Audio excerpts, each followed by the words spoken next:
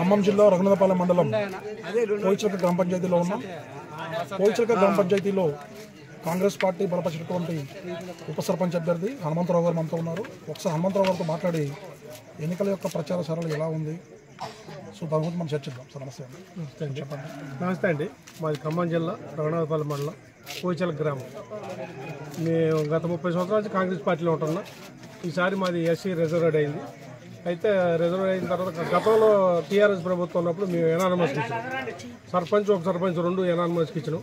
అయితే ఈసారి కూడా అలాగనే మేము అడిగినాం. అయితే వాళ్ళు సర్పంచ్ ఒకటి ఇస్తున్నారు, కాకపోతే మేము ఒప్పుకోవాలి.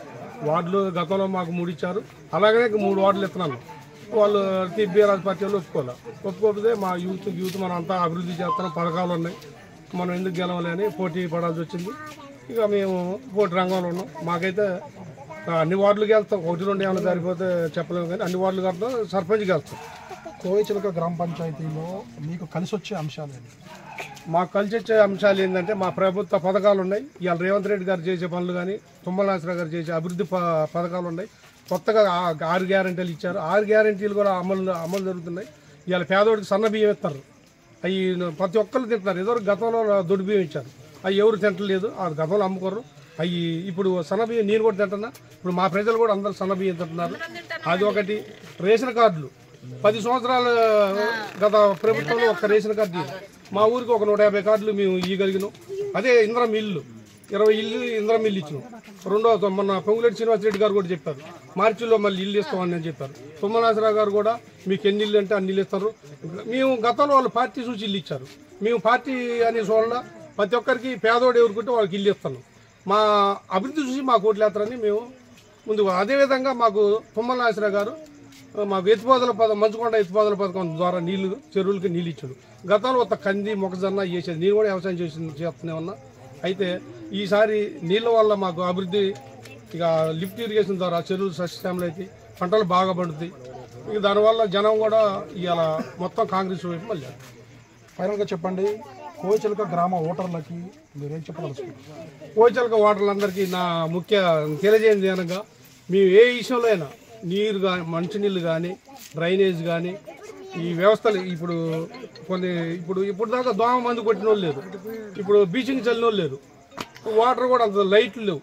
ఏదైనా సెక్రటరీ గారిని అడిగితే నాదే ఉందండి, ఇంకా అసలు నాకు ఇంకా అధికారం ఏముంటుంది, మనకి నిధులు మేము ఏం చేయాలంటున్నాం. అదే రేపు ఉప సర్పంచ్గా నేను గెలిచిన, మా అభ్యర్థి శాసయ్య గారు గెలిచిన, మేము ఎటుకుడి పనులు చేస్తాం. పేదోడి కోసం మేము 30 సంవత్సరాలు సర్వీస్ చేస్తున్నాం. ఈసారి ఏదో ఏమైనా మా ఊరికి ఏం కావాలన్నా, అవి జనానికి ఏం చేయాలన్నా ఇవి చేస్తాం. Thank you sir. నమస్తే. మనం ఇప్పుడు ఖమ్మం జిల్లా రఘునాథపాలెం మండలం కోయిచిలక గ్రామ పంచాయతీలో ఉన్నాం. కోయిచిలక గ్రామ పంచాయతీలో గ్రామ సర్పంచ్గా కాంగ్రెస్ పార్టీ బలపరిచినటువంటి శేషయ్య గారికి మద్దతుగా కాంగ్రెస్ పార్టీ ముఖ్య నాయకులు మాజీ ఉప సర్పంచ్ పూర్ణ గారు మనతో ఉన్నారు. ఒకసారి వారితో మనం మాట్లాడి ఎన్నికల యొక్క ప్రచార సరళి ఎలా నడుస్తుందో తెలుసుకున్నాం. సార్ నమస్తే సార్. చెప్పండి. కాంగ్రెస్ పార్టీ కోయిచిలక కాంగ్రెస్ పార్టీ అభ్యర్థిగా బలపాటి శేషయ్య గారిని నియమించుకోవడం జరిగింది. ఈ కాంగ్రెస్ పార్టీ తరఫున ఈ 2 సంవత్సరాలలో తెలంగాణ రాష్ట్రంలో కాంగ్రెస్ పార్టీ ప్రభుత్వం మన అమలు చేస్తున్న సంక్షేమ పథకాలు, అభివృద్ధి కార్యక్రమాలకి ఆకర్షితులై పెద్ద ఎత్తున జనం మా మద్దతు తెలియజేస్తున్నారు. ఈరోజు ప్రతి ఒక్కరికి కూడా తెల్ల రేషన్ కార్డు, అదేవిధంగా ఇచ్చిన ప్రతి కార్డుకి కూడా 6 కేజీలు సన్న బియ్యం, ఉచిత కరెంటు, అదేవిధంగా 500 రూపాయలకే గ్యాస్ సిలిండరు, ఇట్లా అనేక అభివృద్ధి కార్యక్రమాలు, అదేవిధంగా రైతులకి రుణమాఫీ ఇవ్వటం, మొన్న వర్షాలలో పట్టబడినటువంటి వారికి కూడా మరి వరద నష్టపరిహారాన్ని కూడా అందించడం జరిగింది. ఇట్లా అభివృద్ధి కార్యక్రమాలకి ఆకర్షితులై ప్రజలు పెద్ద ఎత్తున మా అభ్యర్థికి మద్దతు తెలియజేస్తున్నారు. మరి రేపు జరగబోయే స్థానిక ఎలక్షన్లలో ఖచ్చితంగా మా అభ్యర్థి పెద్ద ఎత్తున విజయం సాధిస్తారని మేమందరం కూడా భావిస్తున్నాము.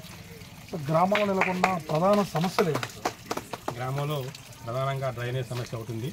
ఇవి కాకుండా మా పంచాయతీ ఆఫీస్ ఒకటి ఇరుగ్గా ఉంది, కమ్యూనిటీ హాల్ ఒకటి ఇరుగ్గా ఉంది, లింక్ రోడ్లు తేలగబోయే లింక్ రోడ్లు కొన్ని ఉన్నాయి, వాటిని కూడా మంచిగా దృష్టికి తీసుకెళ్ళాం. అదేవిధంగా ఇంటర్నల్గా కొన్ని కరెంట్ లైన్లు ఉన్నాయి. ఇవి కాకుండా కొంతమందికి అర్హత ఉన్నటువంటి కొంతమందికి ఇంద్రం ఇల్లు ఇవ్వాల్సిన అవసరం ఉంది, అదేవిధంగా పింఛన్లు ఒకటి అవసరం ఉంది. ఇవన్నీ కూడా మంచిగా దృష్టికి తీసుకెళ్ళి ఈ సమస్యల పరిష్కారం కోసం ప్రయత్నం చేస్తాం. సో చివరిగా చెప్పండి, కోయిచిలక గ్రామ ఓటర్లకి మీరు ఇచ్చే సందేశం ఏంటి? కోయిచిలక గ్రామ ప్రజలందరికీ నమస్కారము. ఈరోజు రాష్ట్రంలో కాంగ్రెస్ ప్రభుత్వం అధికారంలో ఉంది కాబట్టి ప్రజలు కూడా పెద్ద ఎత్తున కాంగ్రెస్ పార్టీకి మద్దతు తెలియజేస్తే ప్రతి ఒక్క సంక్షేమ కార్యక్రమాన్ని మనం అమలు చేస్తాం. ప్రతి పేదవాడికి కూడా ఏవైతే ఉన్నాయో సంక్షేమ కార్యక్రమాలు అవన్నీ కూడా వారికి అందుబాటులో తీసుకొని వస్తాం. Thank you. ఇప్పుడు అన్ని మా గ్రామంలో అంటే ప్రతి పేదవాడికి ఎవరైనా ఇల్లు కట్టుకుంటే వారికి మట్టి తోడటం, అదేవిధంగా ఎవరైనా ఆపదలో ఉంటే వారందరికీ కూడా ఆర్థిక సహాయం చేయటం, ఎవరైనా ఇంకా పిల్లగాల చదువుకి ఇబ్బందిగా ఉంటే ఆ చదువుకు కూడా వాళ్ళకి ఆర్థిక సహాయం చేయటం, ఇట్లా ప్రతిదీ కూడా మట్టి కానివ్వండి, మట్టి కానివ్వండి, కంకర కానివ్వండి, ఇసుక, సిమెంటు, ఇంద్రమిల్లకి ఈరోజు మా గ్రామంలో ఇంద్రమ్మ ఇల్లు 20 శాంక్షన్ అయినాయి. ప్రతి ఇంటికి కూడా మరియు ఈరోజు సత్యం గారు మరి దగ్గరుండి వాటిని నిర్మాణం కోసం కావాల్సిన ప్రతి ఒక్కరు కూడా వాళ్ళు ఏర్పాటు చేస్తున్నారు. వారికి కూడా మా పార్టీ తరఫున ప్రత్యేకమైన ధన్యవాదాలు తెలియజేస్తున్నారు. మున్సిపాలిటీ శాసన గారు పూర్తి చేస్తుండ్రు. ఆయనకు అత్యధిక మెజార్టీ వస్తుందని మేము బాగా ఆశిస్తున్నాం. నేను చేసిన పనులు అన్నీ చూసి ఓట్లు బాగా మాకు పడతాయని మేము బాగా ఆశిస్తున్నాం. ఒక్క నిమిషం.